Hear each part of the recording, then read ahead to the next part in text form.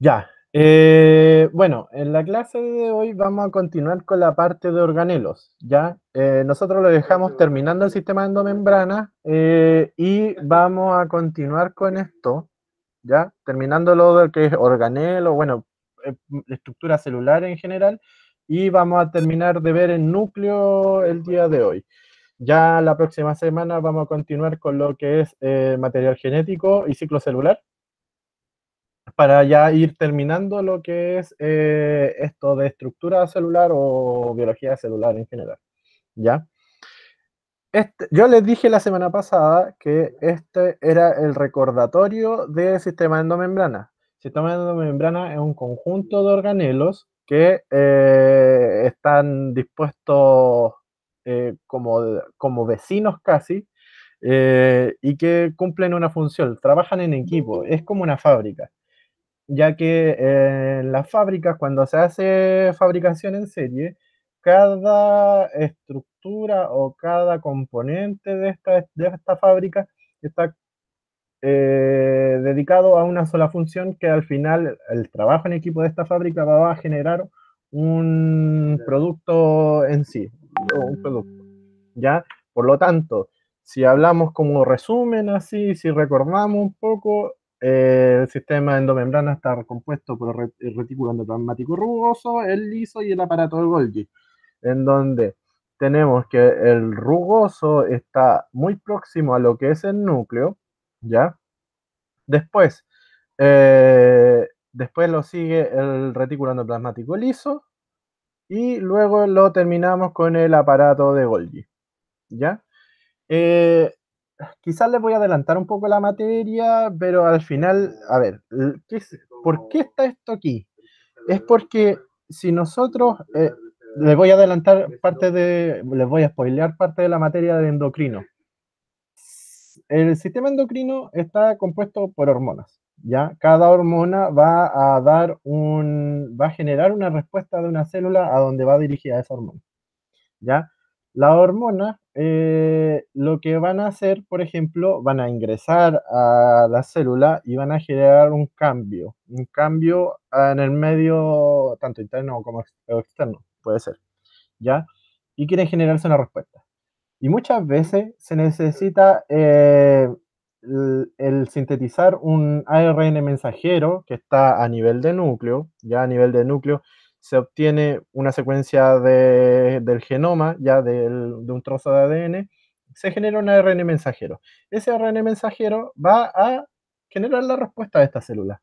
Por lo tanto, un ARN mensajero, ¿qué puede codificar? Puede codificar una proteína. Entonces, lo que se hace a veces, no siempre, ¿ya?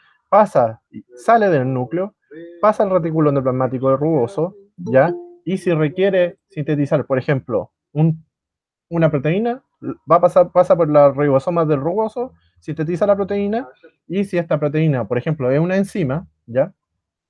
Pasa al sistema endoplasmático liso y al complejo Golgi para así sintetizar ya las partes más lipídicas. Por ejemplo, en el liso se sintetizan lípidos, se sintetizan, por ejemplo, los fosfolípidos de esta vesícula donde va a estar esta enzima, ¿ya?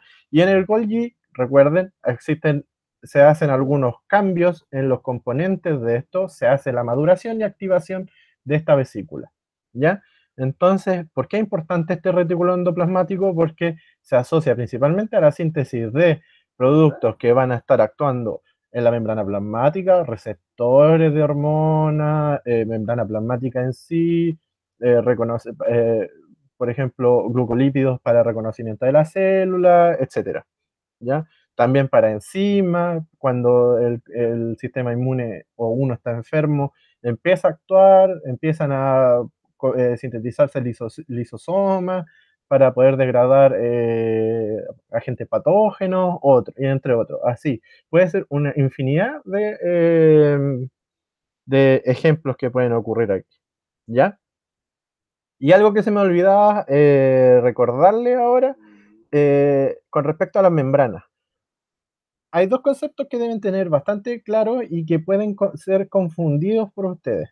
Uno es la doble membrana y el otro concepto es la bicapa lipídica. La bicapa lipídica, recuerden, es una membrana que está compuesta por dos capas de fosfolípidos, una que donde la cabeza del fosfolípido da hacia la parte externa y otra da hacia la parte interna, pero sigue siendo solo una membrana, ¿ya? Pero son dos capas de fosfolípidos, una capa externa y una capa interna, ¿ya? A diferencia de la doble membrana, son dos membranas aparte, ¿ya? Cada membrana tiene dos capas de lípidos, bicapa lipídica, pero de doble membrana. ¿Qué estructuras tienen doble membrana?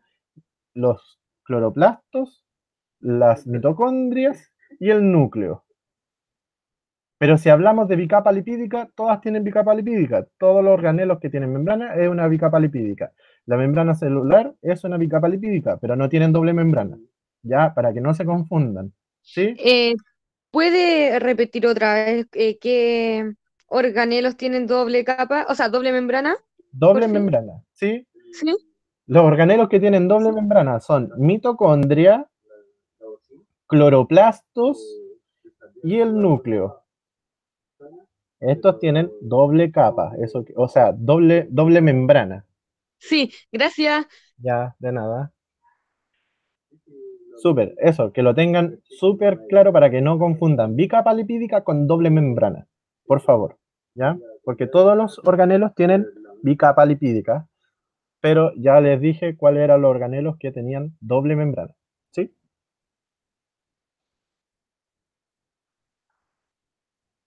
Entonces, continuamos. Pasamos del sistema de membrana a los lisosomas que los mencioné, por ejemplo, en el ejemplo que mencioné, en qué cosas se podían sintetizar a través en el sistema de membrana. Uno de estos es los lisosomas, en donde la estructura obviamente tiene una membrana y esta membrana es una bicapa lipídica, ¿ya? Es solo una membrana, ¿sí?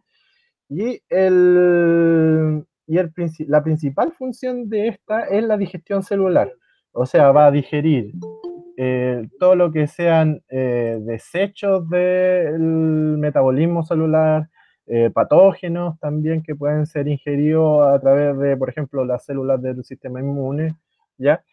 Y por eso contiene enzimas. Estas enzimas son las que van a degradar todo lo que pueda entrar a los lisosomas, ¿ya? Estas enzimas requieren de un pH bajo, o sea, va a ser ácido, cercano a 5,5, ¿ya? Que es su actividad óptima, ¿ya? Requieren de que el ambiente dentro de esta membrana, de esta vesícula que es el lisosoma, sea ácido, ¿ya? Si tenemos un pH que se aleja a esto, estas enzimas que están dentro del lisosoma van a trabajar peor, o sea, su función no va a ser óptima al 100%, sino que se va a ver disminuido esta función. Aquí Claudio pregunta, ¿qué son las enzimas hidrolíticas?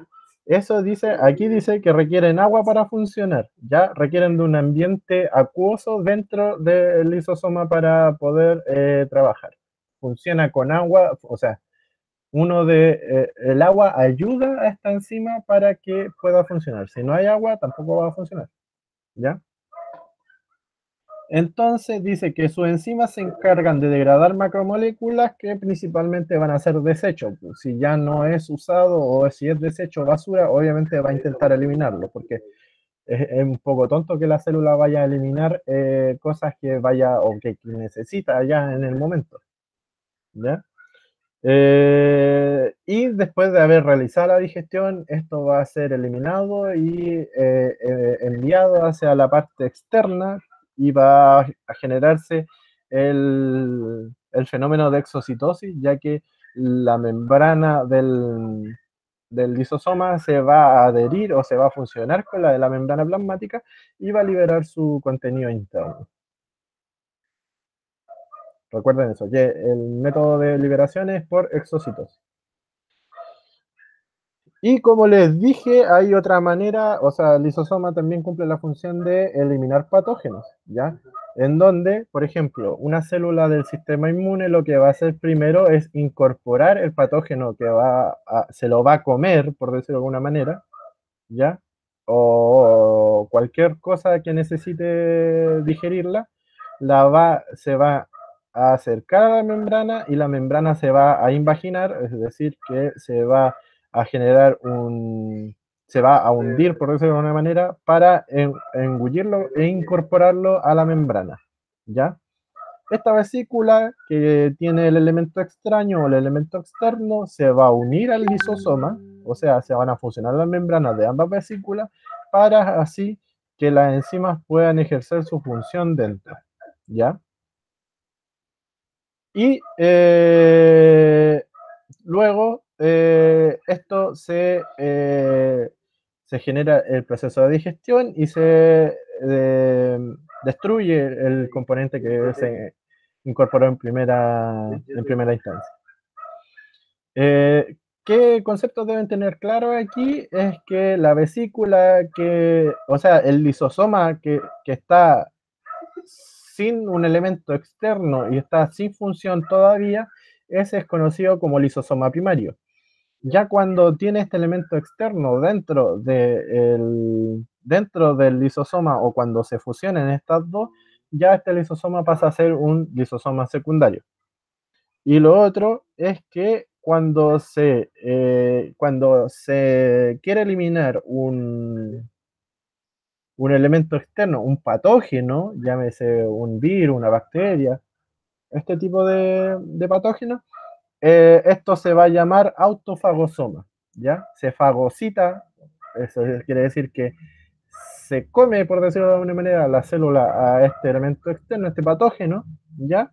Y el lisosoma se incorpora a esta vesícula que tiene la bacteria, en este ejemplo, por ejemplo, eh, se va a llamar autofagosoma, ¿ya?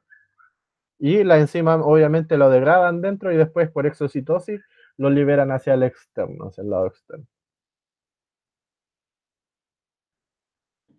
Luego, otro organelo que tenemos y que pasa, o sea, su función es muy similar a la del lisosoma, son los peroxisomas. Los peroxisomas también ayudan a limpiar esta célula, a eliminar desechos tóxicos, pero la diferencia es que el peroxisoma tiende a eliminar sustancias tóxicas de este.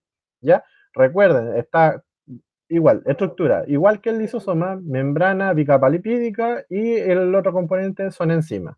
Ya en este tipo son de tipo oxidativa, van a tender a oxidar los componentes de esto. Y la función de eliminación de sustancias tóxicas, que principalmente es el agua oxigenada o el peróxido de hidrógeno, también conocido. ¿Ya? Esto lo que hace es una detoxificación, ¿ya?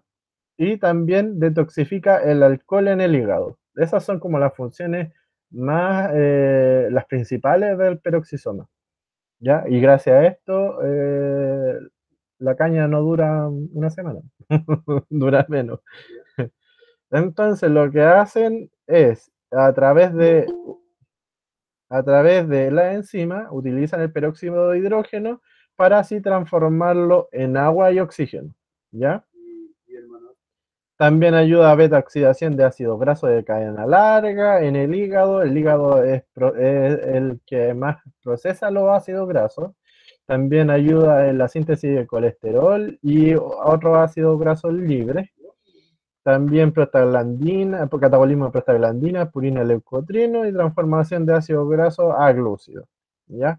Pero la función que más le tiene, esto se lo tienen que saber de memoria, es eliminación de peróxido de hidrógeno, que lo transforma el H2O2 en agua y oxígeno, obviamente cuando hay más moléculas de peróxido de hidrógeno, y la detoxificación del alcohol en el hígado. Para eso es primordial el peroxisoma. ¿Ya? Y que, bueno, aquí relata la línea de tiempo de cómo ejerce su función. Ingresa el oxígeno al interior del peroxisoma, ¿ya? Para esto, y se utiliza la enzima catalasa para transformar este peróxido de hidrógeno, perdón, en agua y oxígeno, ¿ya? Y a través de este mismo ejemplo también puede, por decirlo de alguna manera, inactivar o detoxificar lo que son fenoles de formaldehído y alcohol, ¿ya? Entonces, toma una sustancia tóxica, esto es como el resumen, que toma una sustancia tóxica para mezclarla principalmente con oxígeno y así inactivarla, como que la une y la transforma en otras sustancias que no son tóxicas para la célula, ¿ya? Y después son eliminadas.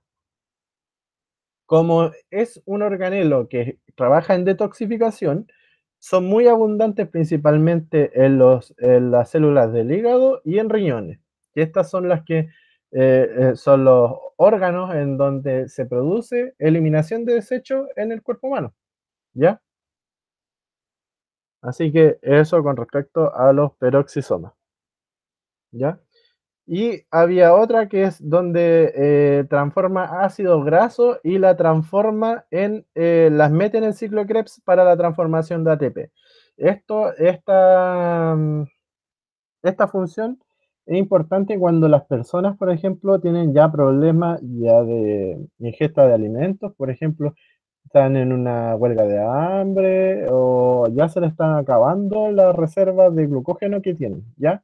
Ya no existen carbohidratos en el organismo de la persona y de alguna parte tendrá que sacar energía. Entonces, lo que se hace es, a través de los ácidos grasos que voy teniendo en el cuerpo humano, los voy transformando.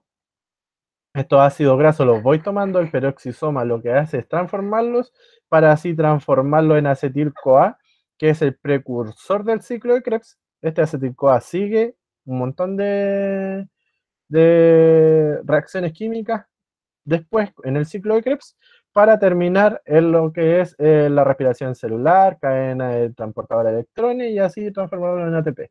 Recuerden que esto ya lo vimos en la clase anterior, lo de la transformación y la síntesis de ATP. Ya. Esto cortito, las vacuolas son vesículas que tienen una membrana, o sea, están separadas por membrana y que su función es el almacenamiento de elementos que sean vitales para la célula. Principalmente en los animales son muchos, recuerden que son muchos y de tamaño pequeño, y en los vegetales es generalmente una de muy gran tamaño que genera que la, el núcleo sea desplazado hacia la periferia. Y prácticamente es almacenamiento de agua en las células vegetales, así que es almacenamiento, es como un refrigerador las vacuolas. Ya, aquí terminamos organelos y pasamos a los complejos macromoleculares. Recuerden que complejo macromolecular significa que si a pesar de cumplir una función en específico de la célula, estas no están delimitadas por membranas, ¿ya? En estos complejos tenemos los ribosomas, en donde, que son, recuerden, una estructura de carácter proteico principalmente, proteico y ARN, ¿ya? Y estos son lo que hace la traducción del ARN mensajero para así poder transformar el ARN mensajero, sintetizar una proteína. ¿Ya? Si bien existen ribosomas tanto en las células procariotas como eucariotas, nosotros debemos diferenciarlos porque principalmente por su tamaño. ¿Ya? Eh, el peso, si comparamos el peso de tanto la eucariota con la procariota, el ribosoma eucarionte tiene un mayor peso, ¿ya? Tenemos en la eucariota una subunidad menor de 40S y una subunidad mayor de 60, ¿ya? Y acá en la procariota tenemos una de 30 y una de 50, ¿ya? Por lo tanto, los pesos, aquí los pesos no se suman, no son 40 y 60 y 30 y 50. El peso en total del eucarionte es de 80S y el de la procariota es de 70S, ¿ya?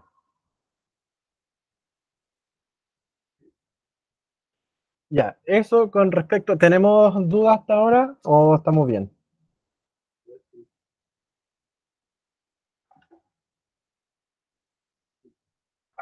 ¿No? ¿Todo bien? Estamos bien, sí.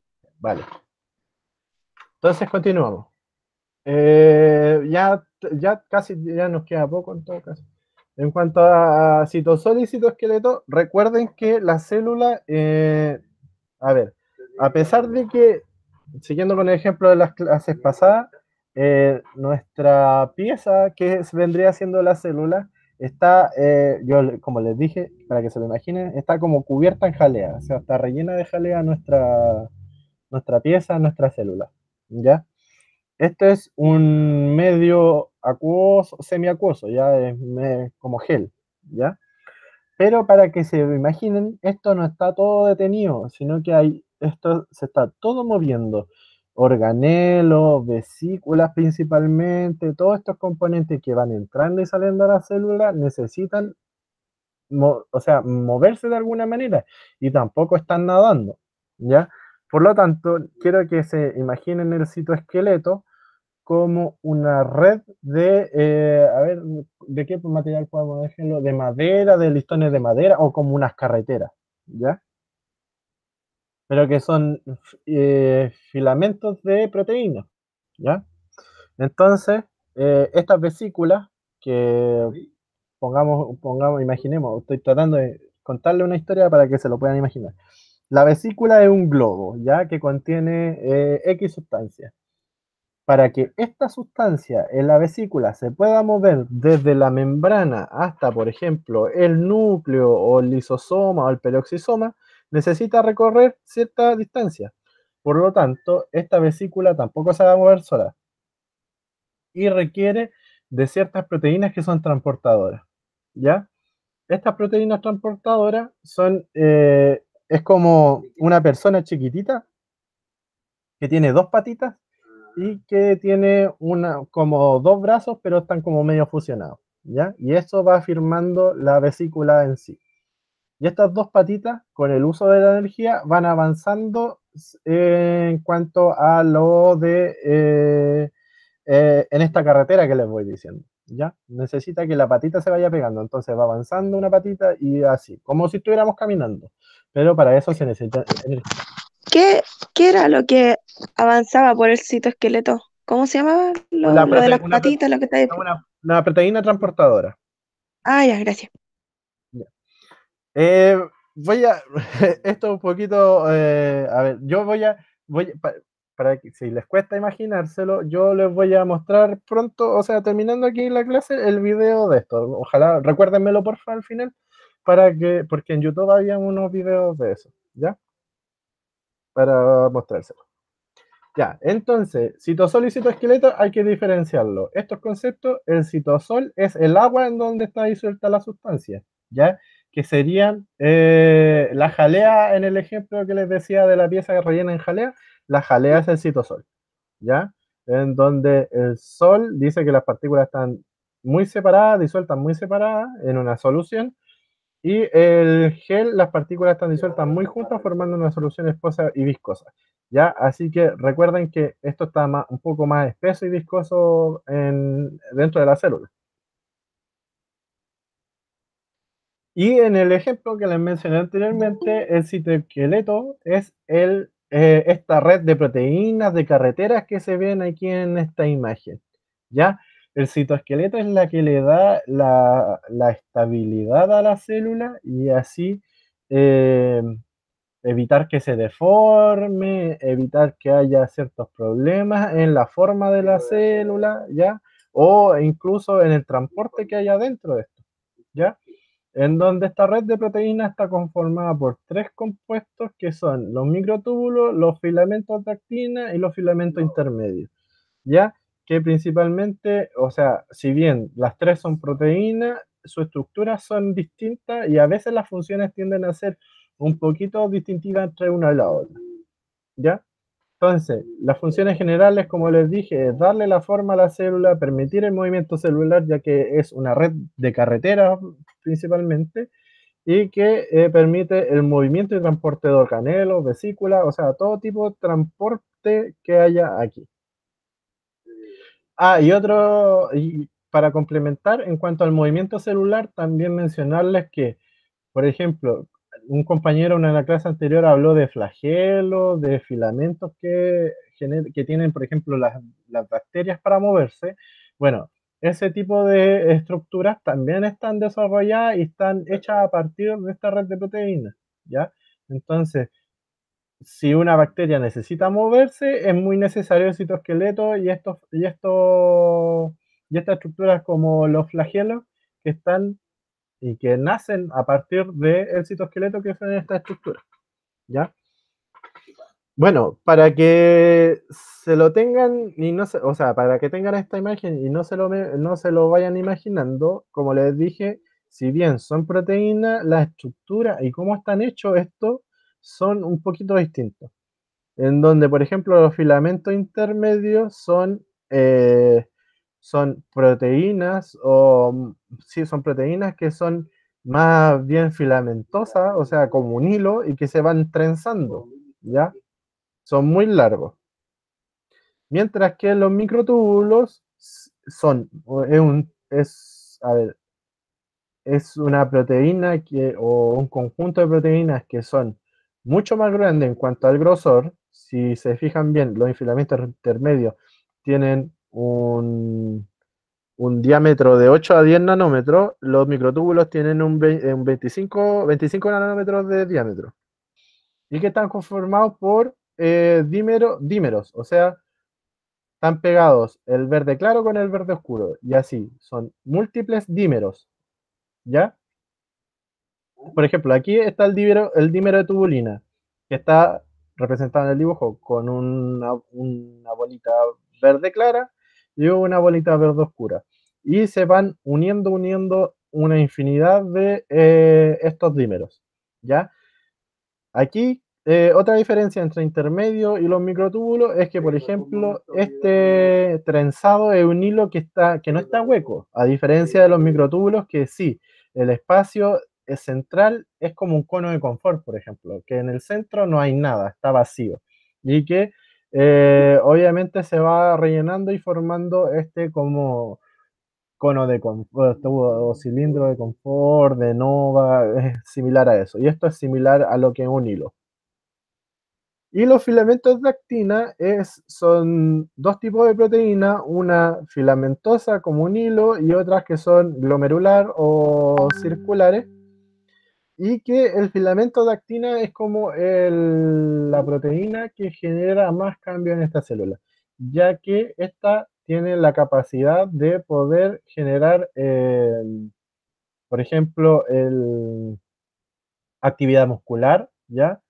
Actúa en el movimiento muscular y además actúa en el ciclo celular desarrollando genera este estrangulamiento para generar las dos células hijas. Recuerden que yo les dije que cuando existe división celular de, por ejemplo, una célula animal, se genera un estrangulamiento en el centro. Y este estrangulamiento es porque los filamentos de actina se van estrechando, se van cerrando y va generando que se estrangule esta célula. ¿Ya? Y aquí vamos uno por uno, en donde tenemos los microtúbulos, ¿ya? Que están formados por las tubulinas, es un dímero en donde está la alfa y la beta, que aquí están representados en otros dos colores distintos, y se va desarrollando y alargando esta columna que va a generar un espacio hueco en el centro y que está cercano el diámetro entre 22 y 25 nanómetros, ¿ya? En donde las funciones, las funciones de los microtúbulos principalmente es mantener la forma de la célula, ya que estos son más estables que, por ejemplo, los filamentos de actina, ¿ya? Pero también a través de los microtúbulos se forman los flagelos y los cilios que le permitían el movimiento, por ejemplo, a las bacterias, ¿ya? Y a partir de los microtúbulos se forman lo que son los centriolos que ayudan a la división celular en células animales. Bueno, si ven la imagen de aquí de lo que es, por ejemplo, un flagelo o un cilio, la estructura es un poquito distinta a los microtúbulos, ya que tienen, por ejemplo, el tallo de, por ejemplo, un flagelo tiene dos estructuras centrales que son de tipo proteica, y aquí los dímeros se distribuyen de manera distinta, ¿ya? Pero el precursor de los flagelos y los cilios es a través de los microtúbulos, ¿ya? Bueno, también los pueden diferenciar entre cilio y flagelo. Para que los diferencien, en los tipos de movimiento a veces pueden generar un movimiento helicoidal, que es como las hélices de, por ejemplo, un helicóptero, o a veces es como pegando un latigazo casi de ese movimiento de adelante y hacia atrás, ¿ya? Y otra cosa que diferencia el flagelo es que generalmente hay uno o dos por célula y que son muy largas, a diferencia de los cilios, que son muchos pelitos pero más cortitos, ¿ya? Células que puedan, o sea, ejemplos de células que contengan flagelos, espermatozoides principalmente, y estas bacterias que tienen flagelos muy largos que los permiten moverse.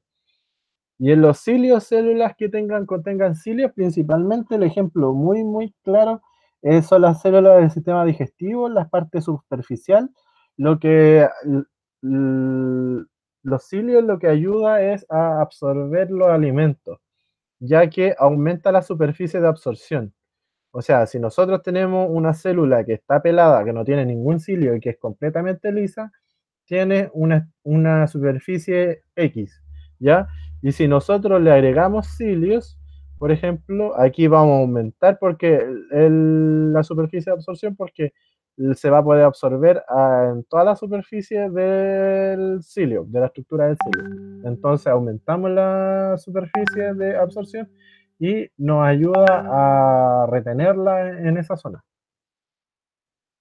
Además, también células del tracto respiratorio también tienen cilio, ya que los cilios ayudan a retener elementos que son patógenos, por ejemplo, no sé, bacterias, virus que, por ejemplo, respiramos, se mantienen por ahí y los retienen ayudados del mucus que está en esa zona.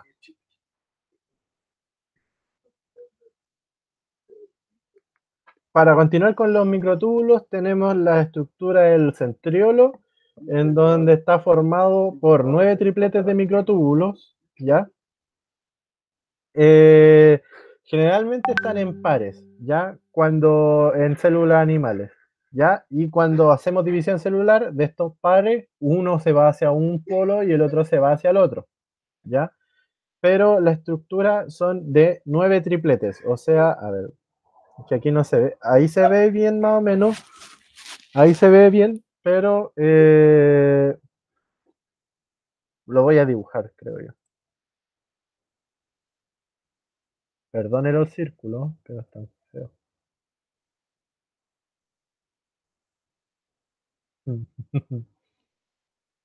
Está bien, si se entiende. Para que no siga dibujando, están horrorizados con mi dibujo. Pero se distribuyen de tal manera así. Ah, no, pero aquí está. No me voy a fijar. Aquí está el dibujo. ¿Ya?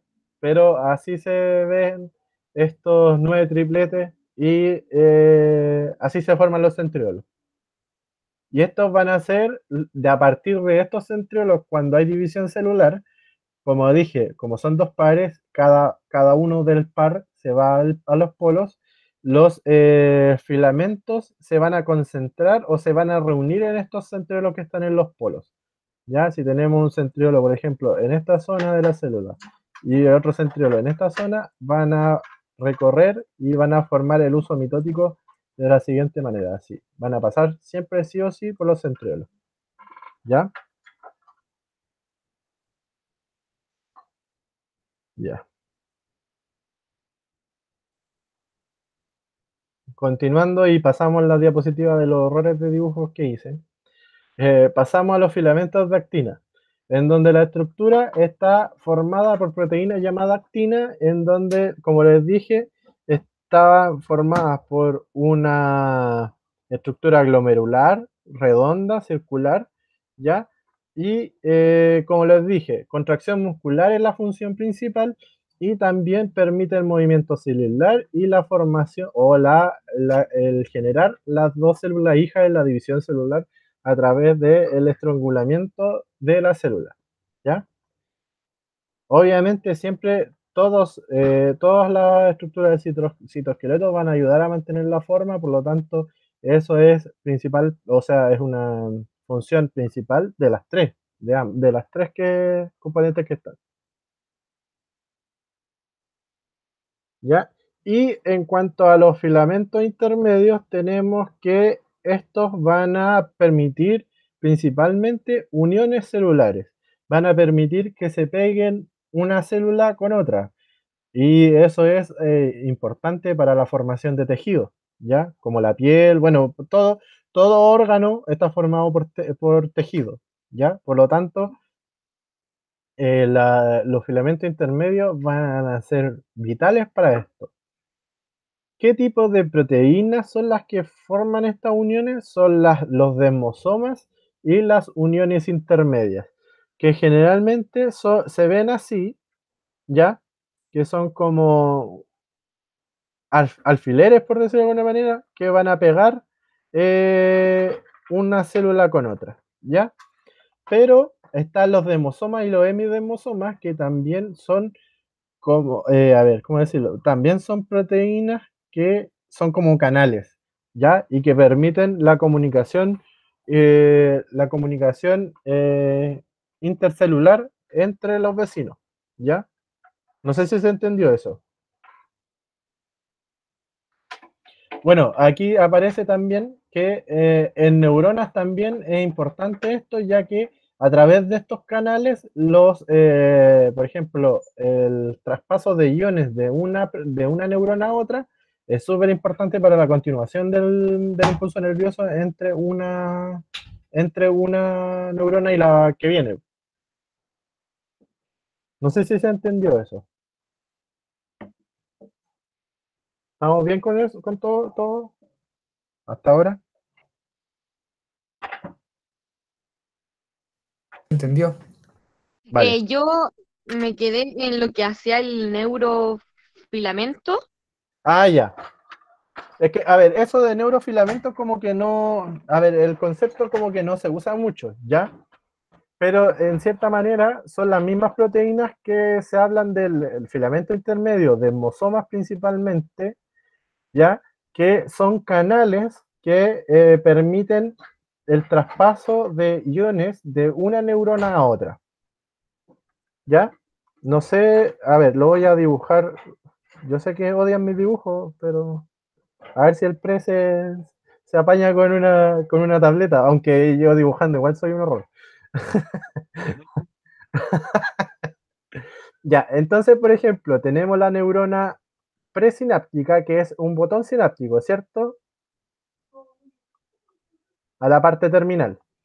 Y, por ejemplo, tenemos la célula postsináptica. El espacio lo estoy dibujando muy exagerado, deberían estar prácticamente casi como hermanos siameses, así, muy pegados.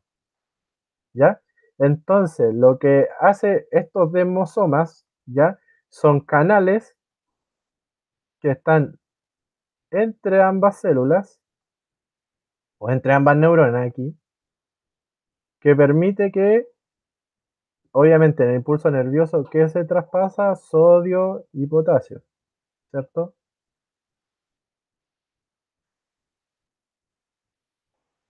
Entonces, lo que permite es que un ion que está ingresando acá también pasa acá y así el impulso nervioso pueda continuar en ese sentido, hacia de la presináptica a la postsináptica, ¿ya? Que es casi, o sea, la sinapsis en este tipo de células, que no es una sinapsis de tipo química, las sinapsis son muy rápidas, por lo tanto estos canales permiten que no haya un tiempo de espera entre la continuación del impulso entre la neurona presináptica y la postsináptica. Por lo tanto, los desmosomas o filamentos intermedios en estos ejemplos son primordiales para este tipo de neuronas para que la continuación sea muy rápida. ¿Se entendió ahí? Sí, ahora sí, gracias. Ya, de nada. Ya, entonces continuamos. Ya, estamos casi terminando ya. Hoy día la clase va a ser más o menos cortita. ¿Ya? En cuanto a lo de núcleo, tenemos que el núcleo está conformado por una envoltura nuclear que es la membrana. Recuerden que aquí es una doble membrana, ¿ya? Doble membrana. Cada membrana tiene una bicapa lipídica, por lo tanto, si contamos la cantidad de capas lipídicas que tiene el núcleo en total, son 4, porque son 2 de una membrana, la externa, y dos de la membrana que es interna. ¿Ya? Espero no haberlo confundido con eso. En cuanto a, siguiendo con la estructura, existen lo que son poros nucleares que están en estas partes del dibujo, ¿ya? Estos poros nucleares permiten la entrada y salida de componentes desde el núcleo. Si la membrana plasmática era semipermeable y pasaba y sacaba componentes, elementos compuestos de manera selectiva, aquí en el núcleo es mucho más selectivo, ¿ya? Porque no puede entrar y salir cualquier cosa. Principalmente lo que hay dentro es el material genético, hay ARN, están entrando y saliendo proteínas, ¿ya? Pero lo que sale principalmente de dentro del núcleo hacia afuera es ARN mensajero, nada más, porque no es necesario sacar ¿cómo se llama? El material genético, sino que son los ARN mensajeros para generar las respuestas que necesita la célula, ¿ya? Tenemos otra zona que se llama nucleolo, que es una zona densa pero que no está delimitada, ¿ya? Generalmente en la fotografía, en la fotografía o en las microfotografías de barrido, esas que se sacan con microscopio, se ve una zona densa. En los dibujos a veces también se ve una zona densa, como acá, pero no hay ninguna delimitación. Se ve más denso porque está todo concentrado y la formación de ARN ribosomal principalmente aquí es la que se está formando aquí, en esta zona que se ve de otro color. Pero no hay ninguna delimitación dentro del núcleo, entre el nucleolo y el resto de las cosas que hay dentro del núcleo. Hay otro compuesto que es la cromatina, que es el material genético en sí, ¿ya? Y que corresponde a bueno, aquí dice, corresponde a la unión de ADN y proteína. El ADN dentro no está desnudo como tal, ¿ya? Y tampoco está como forma de doble hebra, como todos se imaginan el dibujo del ADN en sí, ¿ya? Hay zonas del ADN o del material genético que sí se encuentran en doble hebra, pero hay otras que están mucho más compactas, ¿ya? Cercano o a lo que, a tal nivel de compacto como lo es más o menos un cromosoma, ¿ya? Por lo tanto, quiero que se imaginen el ADN que está en distintos grados de compactación y no solo que se lo imaginen como si tuviera una doble hebra de ADN, ¿ya? Como todos se imaginan el dibujo característico del ADN, ¿ya? Y los ribosomas que hay, que principalmente son ribosomas que se están formando, aquí no se forman proteínas, ¿ya? A veces sí se sintetizan algunas que son para la compactación del ADN, pero nada más, ¿ya? Generalmente cuando se sintetizan ribosomas son para exportarlo a la parte, al ciclo, o sea, perdón, a la célula, al citoplasma, pero no son para usarlos dentro del núcleo, ¿ya? Y la función obviamente del núcleo es contener el material genético, mantener el material genético. A ver, todavía me queda un poco. A ver.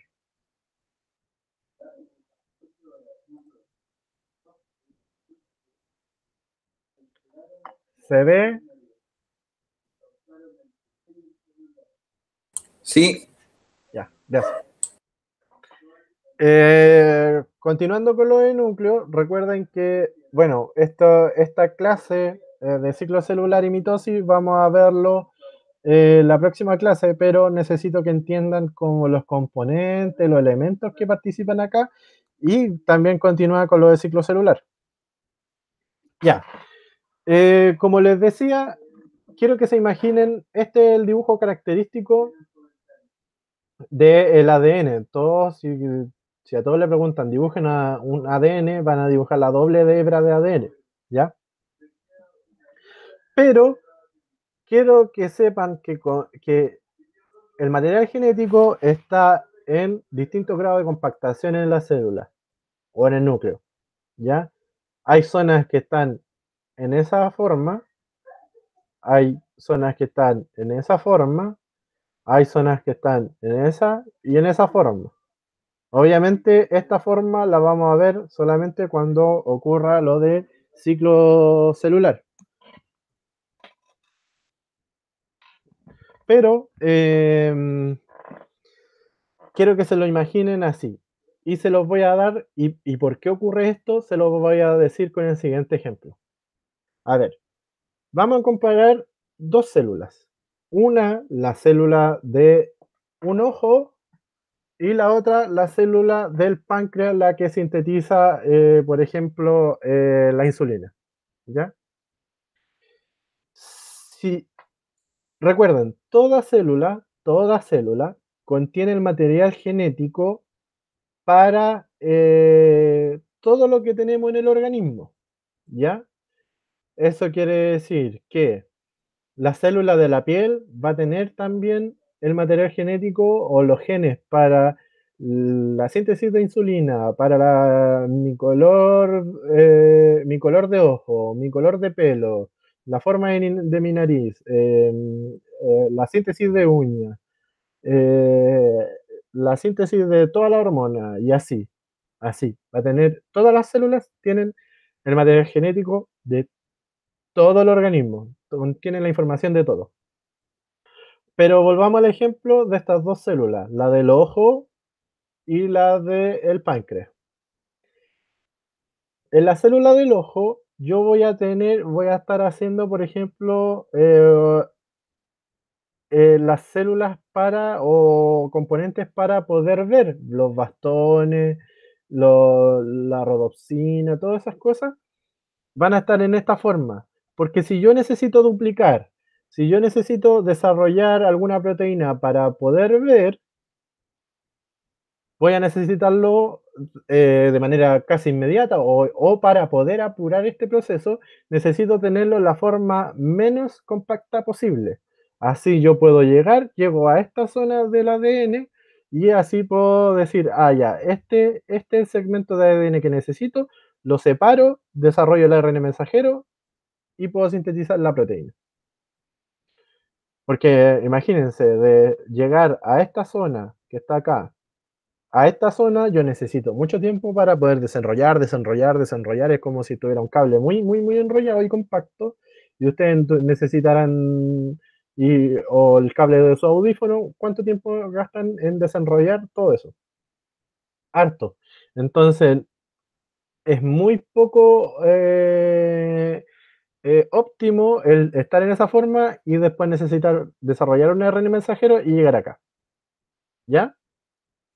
Por lo tanto, ese gen de la insulina que les decía, por ejemplo, de las células del páncreas, en la célula del ojo va a estar en este estado. Porque cuando un ojo va a sintetizar insulina, nunca en su vida. ¿Ya? Entonces, quiero que sepan que a pesar de que, o sea, todas las células contienen el genoma para todo, ¿ya? Algunas van a estar activas prácticamente casi siempre en su vida y hay otras que van a estar silenciadas y que van a estar compactas y que nunca van a ser usadas. Por lo tanto, necesitan tenerlas compactas. ¿Ya? A diferencia que si vamos a la célula del páncreas, el gen para la síntesis de insulina va a estar así, en la hebra de ADN en su estado más simple, y el color de ojo, el color de pelo va a estar así, porque cuando una célula del páncreas va a generar un color de ojo o va a sintetizar pelo, nunca, nunca. Entonces van a estar silenciados, ¿ya? ¿Sí? ¿Entienden eso?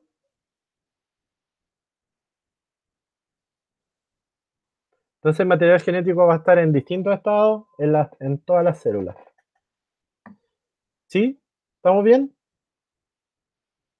Sí,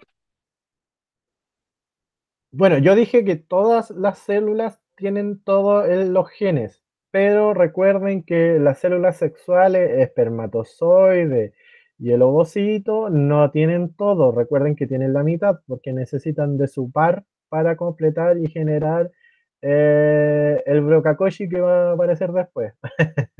Así que recuerden, esas células son la excepción a lo que dije de que tienen todo, todo, todo. No, el espermatozoide y el ovocito tienen la mitad. ¿Ya? En cuanto a la estructura del núcleo, recordar que esto es una doble membrana, como lo dije anteriormente, y que presenta ribosomas en la superficie externa. Acá, en la superficie externa del núcleo, hay ribosomas que van a ayudar en la síntesis, por ejemplo, para pasar después al retículo endoplasmático rugoso, ¿sí? Y que los poros son selectivos, como lo dije anteriormente. Aquí los poros nucleares tienen una estructura similar a la que son las acuaporinas. Las acuaporinas son un complejo proteico que va a permitir el paso del agua a través de la membrana plasmática. ¿Ya? Que no sé si lo mencioné, pero creo que lo mencioné en la clase de membrana, pero para que lo recuerden. La estructura es prácticamente como una cesta de baloncesto, ¿ya? O sea, esto de la canasta del básquetbol es muy similar. Solo que hay un tapón dentro que obviamente va a cerrar el paso, va a generar que no pasen a la tonta y a la loca sustancias para adentro y para afuera. ¿Ya? Sino que es más organizado, es más ordenadito, y cuando se necesita algo, pasarlo, se da ese tapón y así puede entrar o salir algo, ¿ya? Y aquí el nombre del poro se llama nucleoporina, ¿no? O sea, como le dije, es muy similar a lo que son las acuaporinas, hasta el nombre es parecido. El nucleoplasma es como el citoplasma en donde está todo el contenido interno del núcleo. ¿Ya? Ya, y esto quiero que lo mantengan muy, muy, muy, muy claro, el nucleolo, porque en todos los dibujos, de hecho, todos los dibujos que han aparecido aquí de núcleo, tenemos que el nucleolo está ahí, el nucleolo está ahí, y se ve como si fuera un núcleo chico y que estuviera delimitado, pero no es así. Es una zona muy densa en donde se está sintetizando principalmente son el ARN ribosomal, ¿ya? Recuerden la parte de ribosomas que lo vimos en esta misma clase, que decía que la estructura del ribosoma es, bueno, no, el porcentaje da lo mismo, pero son proteínas y además son ARN de tipo ribosomal, ¿ya? ¿De dónde viene el ARN ribosomal? ¿Dónde se sintetiza? Aquí en el núcleo, ahí adentro. ¿Ya? Hay una fotografía, no está acá. Pero había una fotografía que aparecía en donde eh, el nucleolo es una zona muy densa que se ve muy oscurito y es donde está hay ribosomas sintetizando ARN ribosomal y algunas proteínas también. ¿Ya? Y de ahí se forman los ribosomas. Otra estructura es la cromatina. La cromatina es el material genético, pero cuando está el ADN, cuando está unido a las proteínas, ya que para generar ese grado de compactación y ese ordenamiento que le iba diciendo yo anteriormente, se necesitan proteínas para poder irlas enrollando, enrollando, enrollando, enrollando. Así. ¿ya? En cuanto a la cromatina, necesitamos diferenciar dos tipos de cromatina. A ver, déjenme ver. No voy a adelantar a la clase que viene, pero acá está. Necesito que hay dos grados, o sea, hay dos grados o dos tipos de cromatina. La heterocromatina y la eucromatina.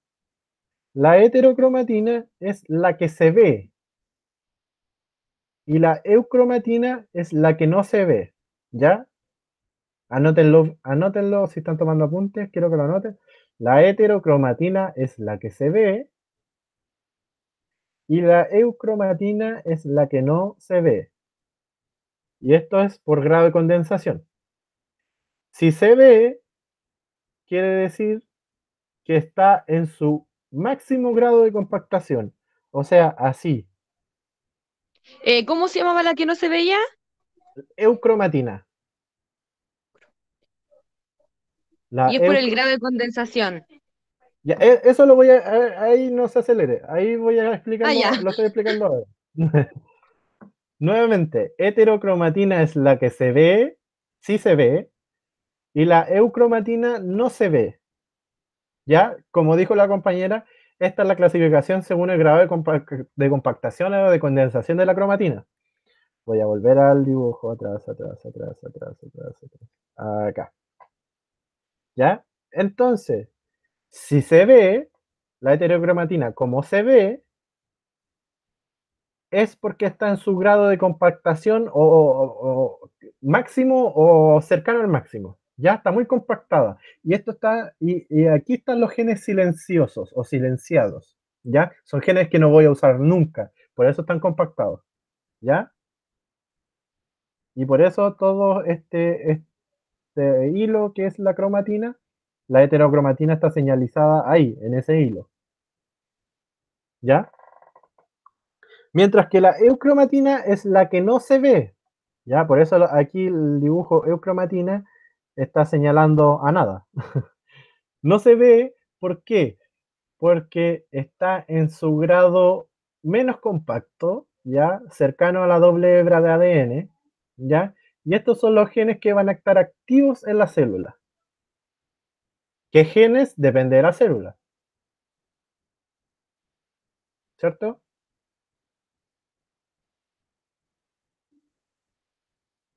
Hay otra cosa característica que ayuda mucho a entenderlo, porque la heterocromatina, a pesar de que son genes silenciados, ustedes van a pensar, bueno, si están silenciados no sirve de nada.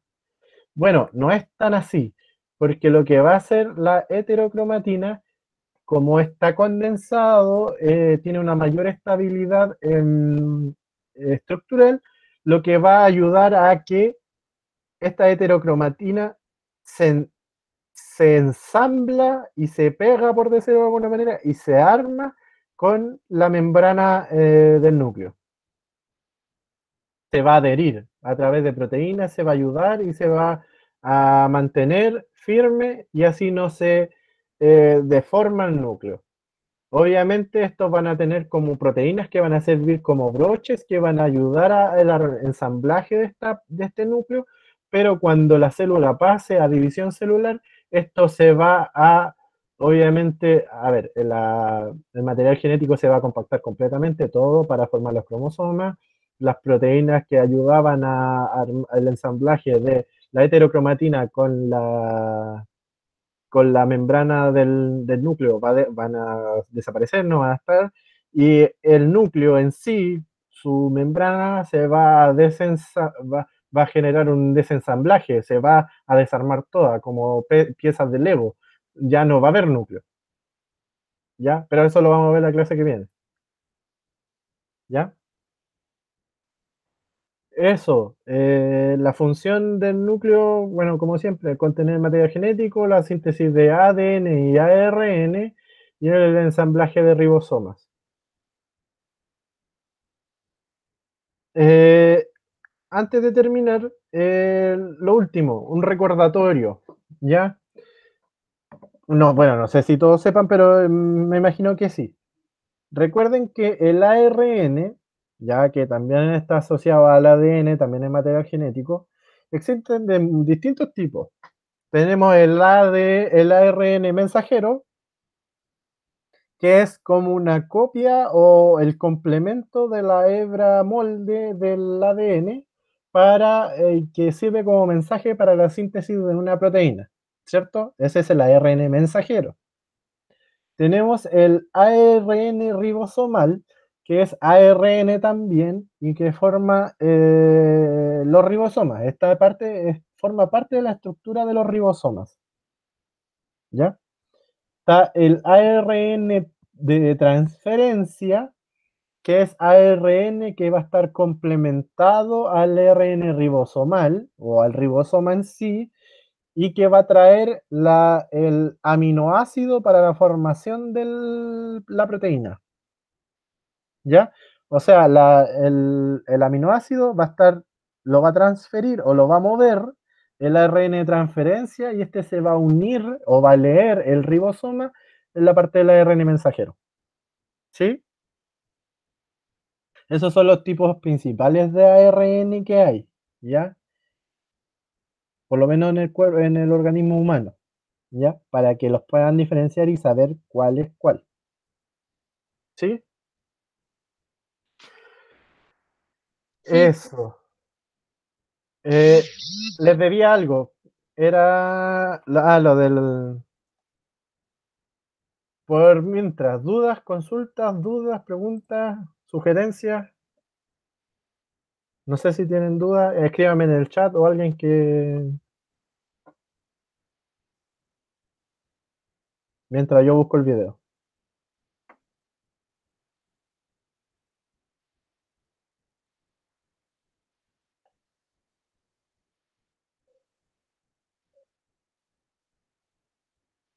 ¿No? A ver. No, ninguna. Ya, tengo el video aquí.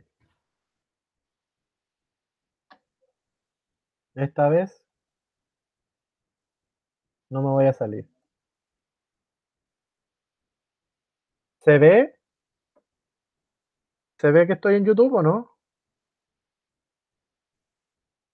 Sí se ve. Ya. Entonces, aquí para que se lo vayan imaginando.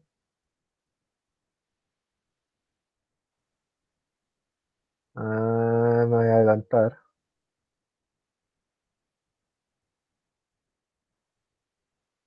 Acá.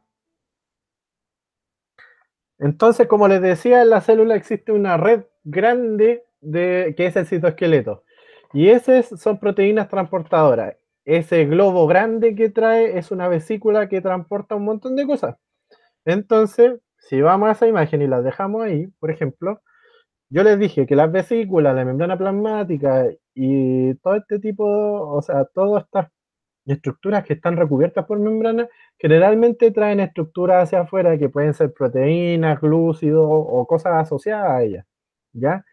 Estas cosas que son estructurales y que pueden sonar como, tienen cosas hacia afuera, pero sin importancia, no es tan así, porque la proteína que se está moviendo aquí, en esa zona, esta zona, donde está aquí, que donde está pegado, necesita este tipo de pelitos o de estructuras hacia afuera para poder ensamblarse, ¿ya?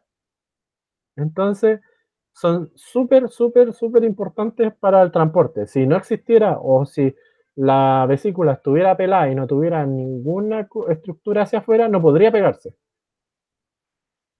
¿ya? Entonces, no sé si... Bueno, ahí están los retículos, parte del sistema endomembrana, hay un montón de... Me imaginé.